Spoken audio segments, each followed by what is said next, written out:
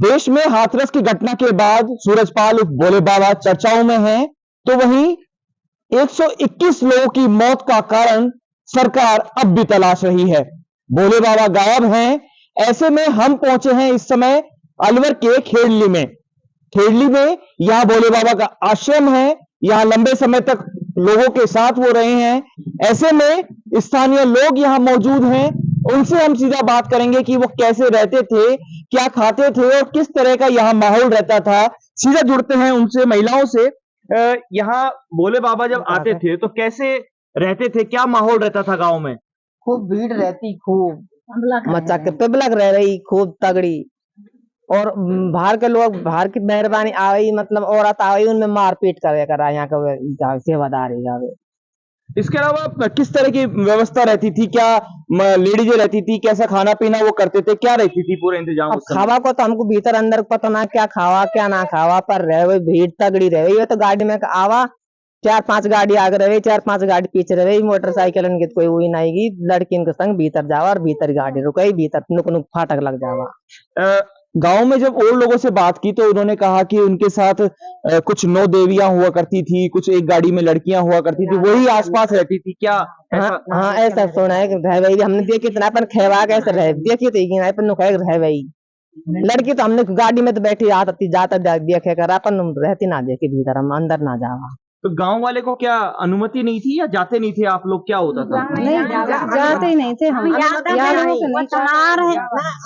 अनुमति भी नहीं। हाँ, हम तो याद है हम बड़ी हुआ हमें ना जा भी जान ही ना दे। हमारे घर पे देखा, गेट पे देखा, हम तो गेट पे देखा, सड़क पे बढ़िया सत्संग करो और बढ़िया वचन बोले और बढ़िया देखो। हम तो कहीं झूठ बोले। अब वो जब बढ़िया भजन करते थे तो अब भागे क्यों है, गायब क्यों है वो? दुनिया कहाँ? क्या लगता है कि इतने लोग मर गए, उनको आना चाहिए सामने? अब साहब हम तो गया ना, यहाँ दुनिया की खूब भीड़ देखे करा और हमको पता नहीं, खूब सत्संग करा, खूब भीड़ है भाई और हमको पता नहीं। हाँ।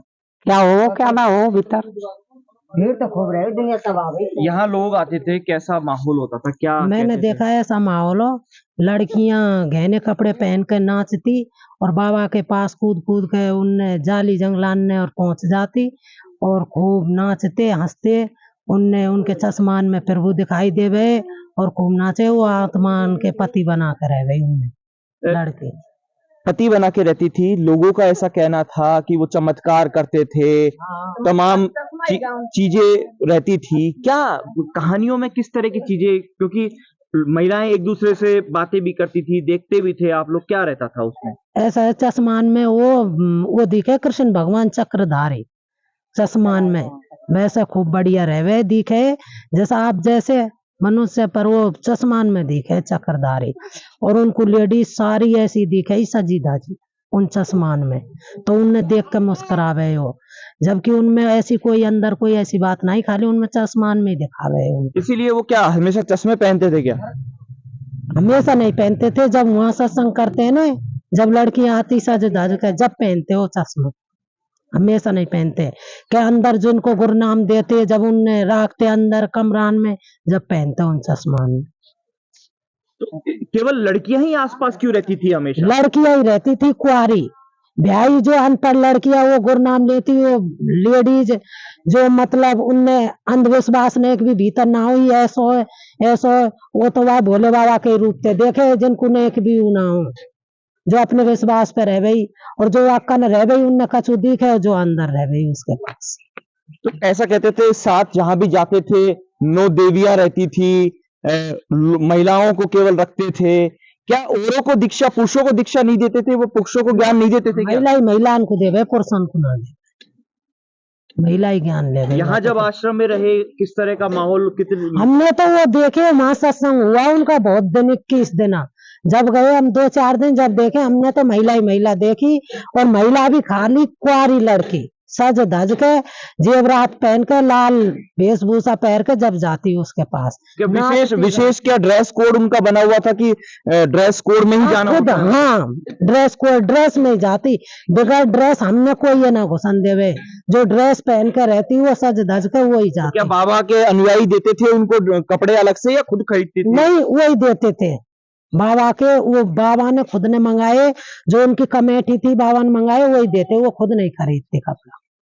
खुद मतलब वो देते थे, उसके बाद वो तैयार होके वहां दरबार में जाती थी। वहीं तैयार होती, टेंट तंबू कचुताने रहते वहीं पे तैयार होती और वहीं पे दरबार में जाते। तो क्या ये जो आप जिस कीर्तन में गए उसी में था या सब में ही ऐसा होता है, ऐसा कहा जाता ना, है? हम तो वही भोले बाबा को कीर्तन देखो वहीं देखो, ऐसा सब जगह तो ना देखो। सब जगह नहीं।